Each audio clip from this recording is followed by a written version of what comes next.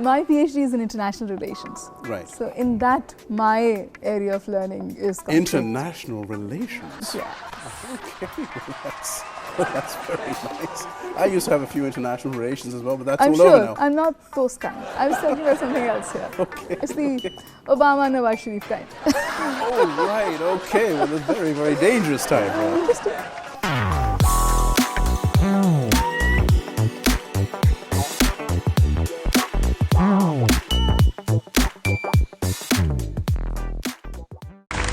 Well, hello, Hi, Professor. How are thank you you? for the kind word. This is a very kind introduction. No, I've never seen such a pretty professor before. Have you met a lot of professors before? Well, no, not really. I thought so. They've been men, they haven't been that pretty. Unlucky you. They like the pink handkerchief. Thank you very much, and the colourful kapra is marvellous. Do you find that tomorrow you'll also be doing lawn and maybe a little bit of catwalk? not my kind of thing. But I enjoy wearing them, I enjoy looking at them. Oh, very nice and very colourful. Thank you. Please do come and take a seat. I recently watched a program of yours on PTV, and you were talking about body language, and you were absolutely correct about that. I'm also a communication expert. You're also a communication expert. Yeah, I do trainings. You train, okay. So looking here and looking at me, what does the body language tell you here? Pretty confident, not bad. Pretty confident? Not bad at all. Well, I'm dying inside. Okay. So, okay, now you're also into conflict management. Yes, I am. Yes? How to create conflicts. Everything is nice and peaceful. Create You them create and a conflict. And then transform them. And find a resolution and negotiate. All of that. You do all that. Actually, my PhD is in international relations. Right. So in that, my area of learning is conflict. International relations. Yeah. Okay, that's very nice. I used to have a few international relations as well, but that's I'm all over sure now. I'm not those kind. I was talking about something else here. Okay. It's the Obama-Nawaz Sharif kind. Oh, right, okay. Well, it's a very, very dangerous time. Interesting. We see a lot of I wouldn't really call myself an anchor. I just call myself a person who does a show. But all the What is that? just a person who does a show. A person does the show. But Okay. So what am I? I'm a woman who does the show. Or what? You're absolutely wonderful. That's what Thank you. You're wonderful. Thank you, Sohail. Okay. I believe that the media, and especially the news media, and I'm not the only one who thinks this, needs to be slightly more responsible in the way that they conduct themselves.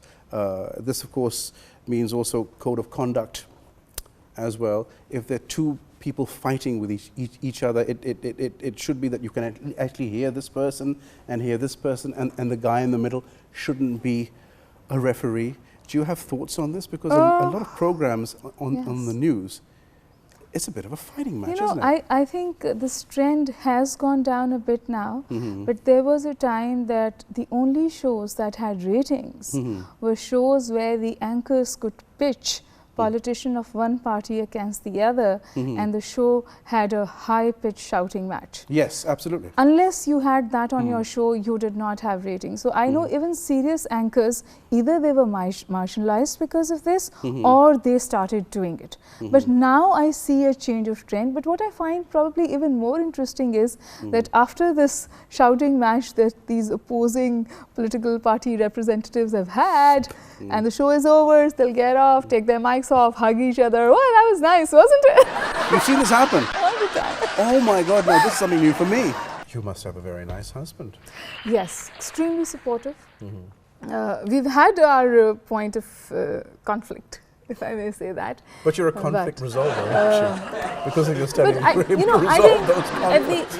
at the end of the day, the fact that what mattered to me or what made me happy mattered to him. And that's what allowed things to move on. And I think essentially that's what it is.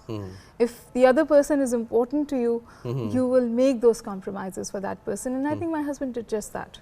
I don't think when he married me, he wanted a career woman for a wife. I just know that for a fact. But when he saw what the direction my work was taking or the kind of work I was doing, he supported me. He didn't say, "Oh my God!" sometimes he did. Did he still do that? Yeah, he does. Oh my God, I'm so happy with you. You make me so happy. You see, I don't want to come out and say that it was very smooth and he never had a tough day and he was completely happy with what I was doing. Right. Because everything that I did took its toll. I would feel and have felt very, very proud when a wife, is doing very well in her or in their career. I think it's a very proud thing for a person, or a husband or a partner to see. You know what's interesting? Women, and it's very tough for women because men, in general, I'm a feminist. Don't forget that. See you at the body language. men. Oh, I could do that, and I don't have to do that. I'm sure I can. I can tell you, men, I just slightly feeling very scared here. Essentially, when it's other women they're interacting with, so they like this talkative, vibrant, intelligent, well-dressed women. And when it comes to their own wives, should rather be home and subdued and low-key, not the questioning kind. So I think that's what it is essentially. I think I'm a very down-to-earth person when it comes to that. No, you are. I'm talking about the views or the perceptions, because there's a television persona, and then there is something that is in real life. People will approach you. There's this one time, the India-Pakistan relations were really, really tricky at that time. We were in eyeball-to-eyeball situation, and I was at this shop buying probably eggs and bread. I didn't even register who was standing there, and all of a sudden I heard something which was not how much money that I have to pay. He said, "Baji, jang hogi," and I was like, I looked at him and I said, "Nahi hogi."